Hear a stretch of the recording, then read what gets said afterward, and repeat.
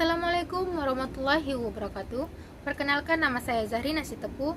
Di video kali ini saya akan menjelaskan upaya pemerintah terhadap pemulihan ekonomi nasional pada masa COVID-19. Video ini merupakan tugas mata kuliah Bahasa Indonesia berkaitan dengan keterampilan berbicara dengan mengambil topik COVID-19. Pandemi COVID-19 di Indonesia belum juga menunjukkan tanda-tanda akan berakhir.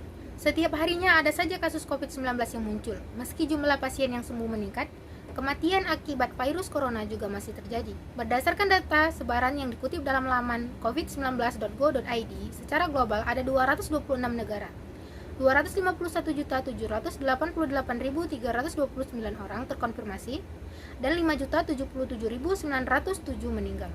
Update terakhir 12 November 2021, sumber WHO. Di Indonesia sendiri, terdapat 4.250.157 orang positif, 4.097.224 orang sembuh, dan 143.628 meninggal. Update terakhir 12 November 2021. Tingginya potensi penyebaran dan penularan COVID-19 ini tentu saja menimbulkan kegelisahan dan kepanikan di kalangan masyarakat. Tak dapat dipungkiri jika COVID-19 hampir melumpuhkan kondisi sosial ekonomi masyarakat Indonesia, khususnya di beberapa daerah dengan tingkat penyebaran tertinggi seperti Jabodetabek.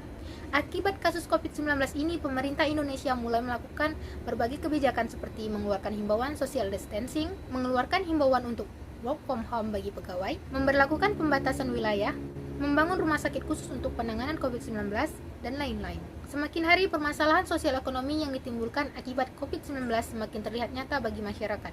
Beberapa masalah sosial ekonomi yang terjadi akibat COVID-19 diantaranya kelangkaan barang, disorganisasi dan disfungsi sosial, tindakan kriminal, melemahnya sektor pariwisata, peningkatan angka kemiskinan, dan pengangguran. Akibat pandemi ini, kehidupan manusia jadi tidak menentu dan dampaknya sangat luar biasa dan multisektor, mulai dari kesehatan, pendidikan, sosial, ekonomi, hingga aktivitas lainnya di masyarakat. Pemerintah juga telah melakukan berbagai upaya dalam penanganan COVID-19 dan pemulihan ekonomi nasional atau PCPN. Program-program pemerintah telah tersalurkan kepada masyarakat sebagai penerima manfaat. Dalam sisa waktu di tahun 2021, pemerintah terus mengejar target yang ditetapkan dalam penanganan COVID-19 dan pemulihan ekonomi. Pemerintah sudah menerapkan berbagai kebijakan untuk penanganan pandemi dan mengupayakan langkah berimbang antara sektor kesehatan dan ekonomi.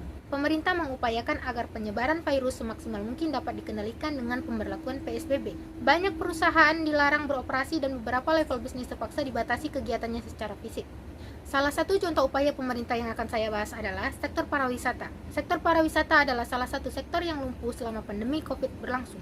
Berdasarkan Komite Percepatan COVID-19 dan Pemulihan Ekonomi Nasional, syarat pariwisata bangkit kembali adalah memastikan tingkat vaksinisasi COVID-19 yang tinggi, penerapan protokol kesehatan atau prokes yang ketat, termasuk status vaksinisasi, ketentuan karantina, dan penggunaan aplikasi Peduli Lindungi untuk kebutuhan kontak tracing. Penerapan standarisasi CSSI yang baik dan lulus sertifikasi meliputi kebersihan, kesehatan, keamanan, dan kelestarian lingkungan. Saat ini, Bali sebagai provinsi dengan ekonomi dimotori pariwisata dinilai siap bangkit kembali. Pintu masuk Bali akan dibuka bagi wisatawan mancanegara yang menaati peraturan yang berlaku. Dengan tingkat vaksinisasi di Bali mencapai 99% untuk dosis pertama dan hampir 90% untuk dosis kedua, Bali siap menerima kembali kunjungan wisatawan mancanegara yang menaati aturan, ketentuan, dan prosedur yang telah dibangun bersama pemerintah pusat dan daerah. Semoga dibukanya kembali sektor pariwisata ini bukan saja hanya untuk pemulihan ekonomi dari pandemi COVID-19, namun dapat membuka lapangan kerja untuk masyarakat. Sekian informasi dan penjelasan dari saya. Terima kasih. Wassalamualaikum warahmatullahi wabarakatuh.